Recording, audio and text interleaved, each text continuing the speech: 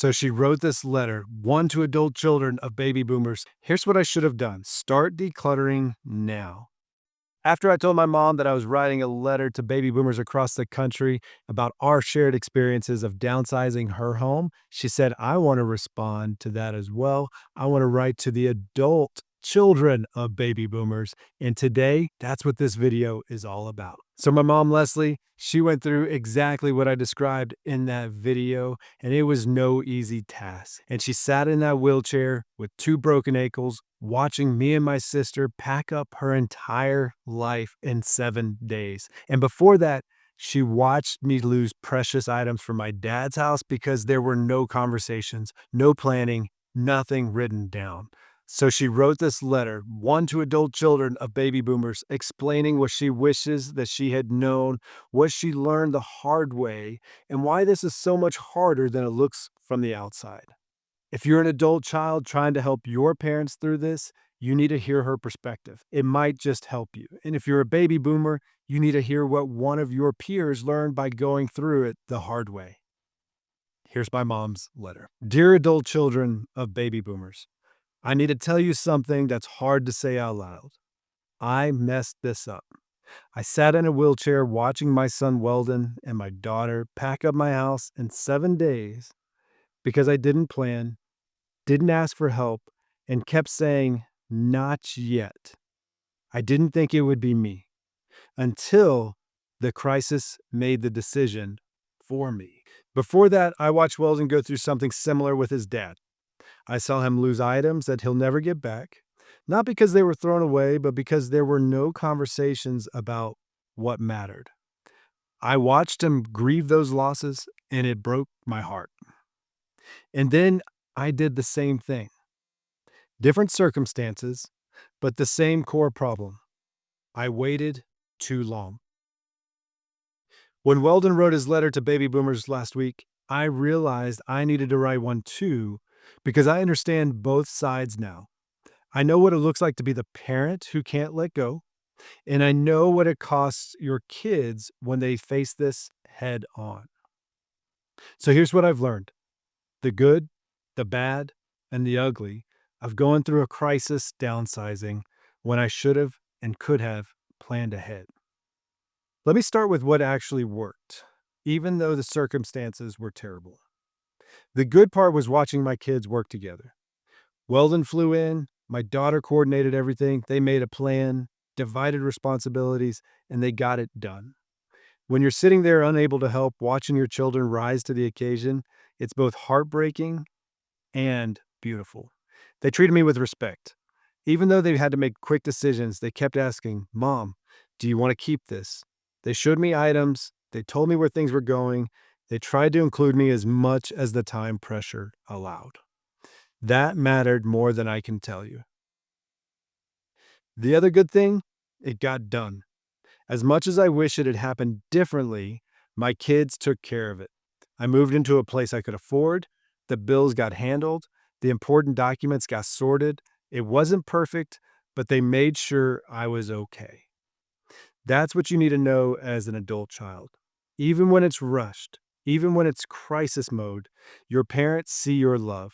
We feel your care. We know you're doing your best. But that doesn't mean it didn't hurt.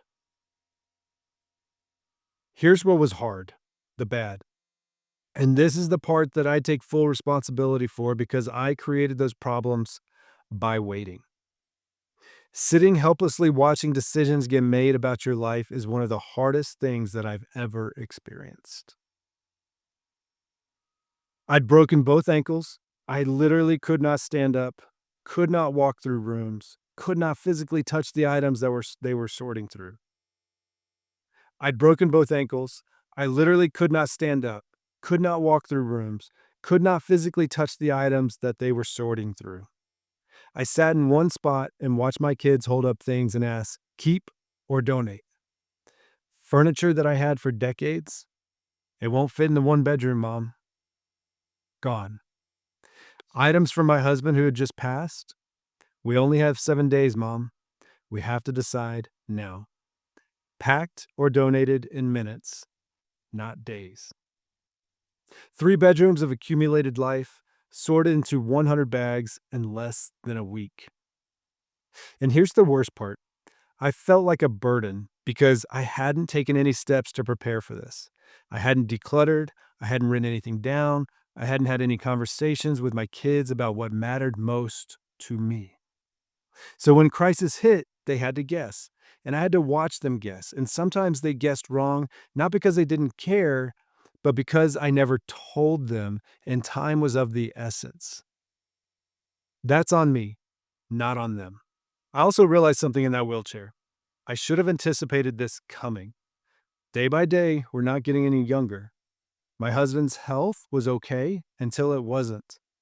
I knew we might not be able to afford that place if something happened to him, but I kept putting off the hard conversations, the planning, the preparation. I told myself that we had time, but we didn't. The rent was due. The lease was ending, and my body had betrayed me at the worst possible moment. So my kids had 1 week to make decisions I should have been making for the previous years. That's what waiting looks like in real life. Now, here's the ugly part. The mistakes I made that I'm begging other baby boomers not to repeat. I waited until my body made the decision for me. Don't do that. I kept thinking, I'll deal with this when I'm ready. But you're never ready. There's never a perfect time. And if you wait for perfect, you'll wait until crisis decides for you. I avoided conversations with my kids because I didn't want to burden them. I didn't want them to worry. I didn't want to admit that I might not be able to handle everything on my own anymore. So I said nothing. And when crisis hit, they had to go figure out everything without guidance from me. That's not protecting your kids. That's setting them up to make decisions in the dark. And while I could make some decisions, my emotional state didn't allow me to make the best decisions. I never wrote anything down, no lists of what mattered, no notes about which items had stories behind them, no instructions about who should get what if something happened. When my kids were packing, they'd hold up an item and say, "Mom, is this important?" And sometimes I couldn't even remember why I'd kept it. But sometimes I did remember, and then it was too late. The bag was already packed, the truck was already loaded, and it was off. I didn't label anything. Family heirlooms looked like the same as a yard sale item to my kids. They didn't know which dishes were grandma's and which ones I'd bought at Target. They didn't know which photos were irreplaceable and which ones were duplicates. So they had to guess. And guessing under time pressure means mistakes happen. Here's what I should have done, and what I'm begging other baby boomers to do. Start decluttering now. Not when you're moving, but right now. One closet, one drawer, one shelf. Get rid of 10% this year. Then another 10% next year. By the time you actually need to move, you'll have 50% less stuff to deal with. 50% less decisions. Have the conversations with your kids. Tell them what scares you. Tell them what you need. Tell them what would make you feel safe, feel comfortable. My kids didn't know I was worried about money. They didn't know I was afraid of losing independence. They didn't know what I actually wanted because I never told them. Write it down. It doesn't have to be a legal document. Just write, here's what matters to me. Here's who I want to have this. Here's what I'm afraid of. Here's what would help me feel okay about the transition. Label things. Put a piece of tape on the back of the photo frame that says, "This is your grandmother's. Please keep it." That's it. 30 seconds. It could have saved hours of guilt for my kids.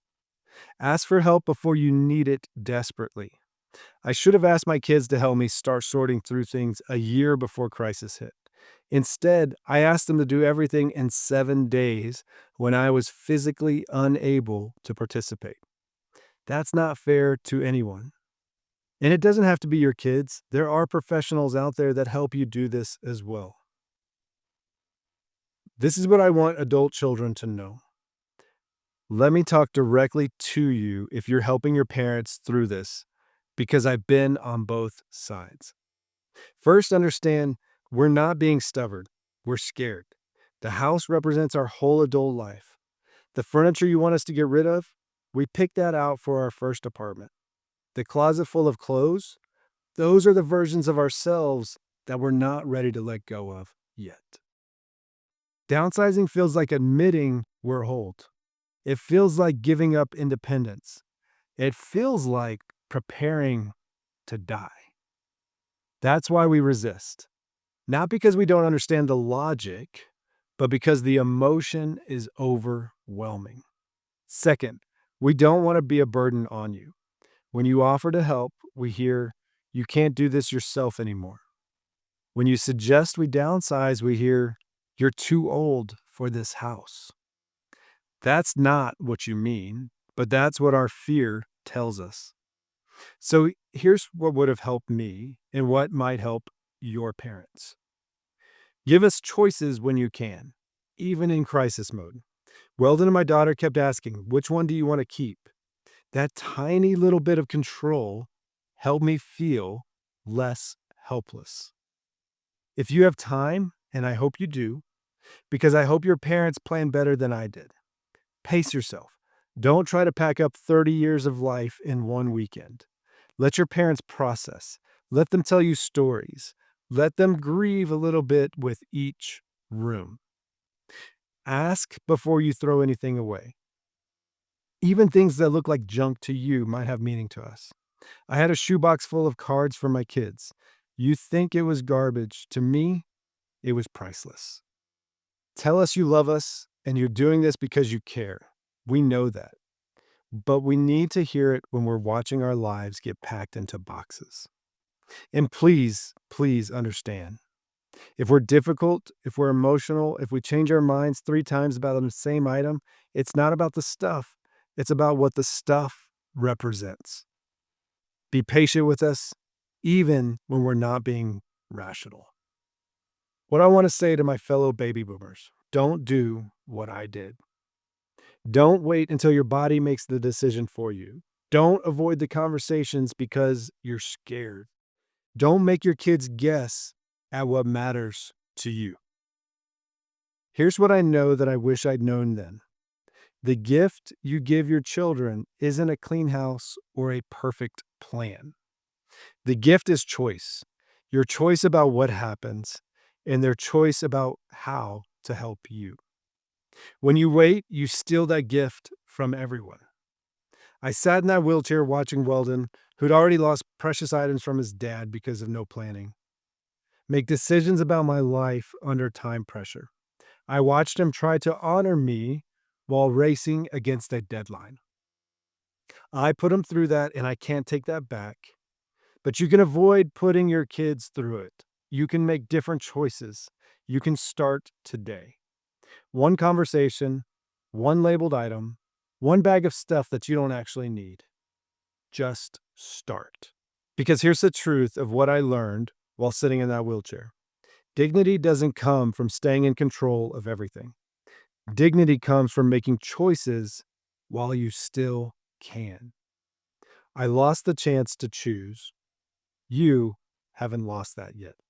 Give yourself the gift of choosing how this goes. Don't wait like I did. With love and hard-earned wisdom, a baby boomer who learned these lessons the hard way so you don't have to. I love that my mom was willing to write that letter because I learned a lot from it too, even after going through it with her. It gave me a perspective. Now I'm thankful that I have a second chance, that it was just her ankles. And the next time that a tragedy happens, we're going to be better prepared. Quick sidebar, if you're navigating this transition from either side, whether you're the parent trying to figure out where to start or the adult child trying to help without taking over, I can help. Book a free 30-minute transition strategy call. We'll figure out how to approach this with dignity for everyone involved. Coordinate with the right professionals and create that plan that works for you and your situation. Zero pressure, links below. That's my mom's letter, and she's right about all of it. Here's what you need to know. I'm not just someone who went through this with both parents. I'm a transition strategist, a project management professional, and a certified financial coach. I've walked hundreds of families through major life transitions, including downsizing, from both the parent and adult child perspective. My mom, she also wrote a second letter, and this one is to her fellow baby boomers about what she learned watching me and my sister go through this with her. And if you're a baby boomer and you need to read her peer to peer message, it's linked in the description below. And if you haven't watched my original letter to baby boomers from an adult child's perspective, watch that. It'll give you the full context of what we went through. And if you're navigating a downsizing transition from either side, whether you're the parent trying to figure out where to start or the adult child trying to help without taking over, I can help you create a plan that honors everyone. And here's how it works. First, we'll identify which phase that you're in and what your real timeline looks like. Are you in crisis mode like my mom was, or do you have time to do this right? Second, we'll map out how to maintain dignity and reduce complexity by coordinating with your family, your CPA, or your attorney. This is about making decisions while you still have choices, not after crisis. Third, we're going to figure out if real estate makes sense right now, and if so, exactly how to execute on terms that work for everyone. If you're not in Colorado Springs, I will connect you with a trusted professional in your market through my nationwide referral network. I ensure that the values alignment is there and that they can follow the plan that we create. It's a free 30-minute strategic clarity session. You'll walk away with a clearer path forward, whether you decide to move now, wait 6 months, or just take a completely different approach. Again, free call, link in the description below. I'm Weldon Hobbs, transition strategist, project management professional, certified financial coach, real estate professional, and I help you go through a decision framework to make confident decisions as you move forward in life. If this was helpful, hit that subscribe button. I post multiple times a week on navigating life transitions, optimizing wealth outcomes, and then executing real estate strategy. Thanks for watching and see you in the next one.